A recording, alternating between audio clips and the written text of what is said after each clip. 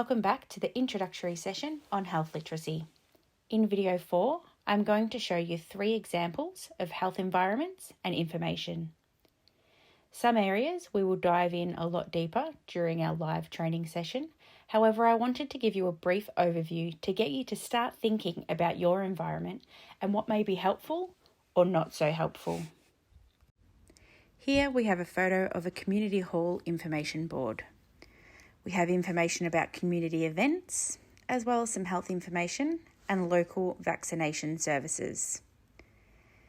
There are lots of posters full of eye-catching colours and information. This is in the entrance hall, so it's a busy area where lots of people will see it. So what do you think? Is this helpful or not helpful? Unfortunately, this is more likely to make someone feel confused and overwhelmed. Yes, there's lots of information, which is great to provide. However, is someone likely to filter through all of that information to find what they need?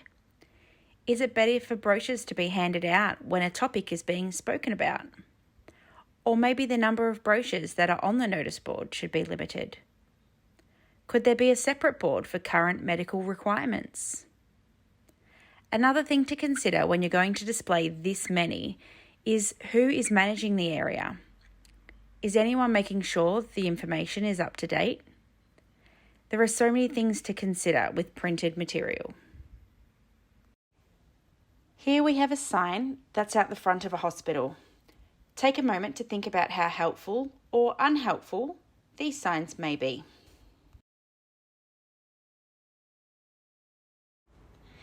This one is a great example.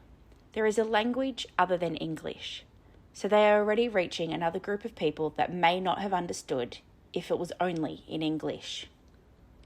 They have also included visuals with arrows to indicate which direction each department is, and the emergency section is in red, which is a common colouring for emergency. Here we have a brochure on dry eye. Putting aside the fact that you can't read the information, as that's been done deliberately for this exercise, do you think that this brochure is helpful or not helpful?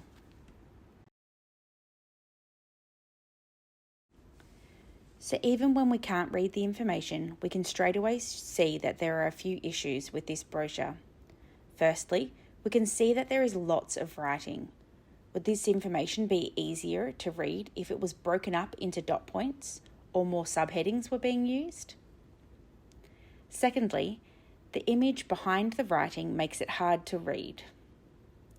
And lastly, how helpful are these images? What are they telling us? These are all things we need to think about when we're presenting information. We will go further into this during our live workshop. I hope these pre-training videos have given you a better understanding of health literacy and how the different things can impact someone's health literacy levels. Before we meet you for our live workshop, we would like you to have a look at your environment and how things in it may affect someone's health literacy. Now, this could be something positive that you find has been done really well, or it could be something that makes you think, this could have been done better, or, well, that was more complicated than it needed to be.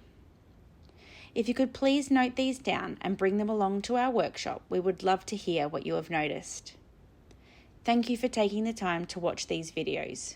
We look forward to seeing you soon.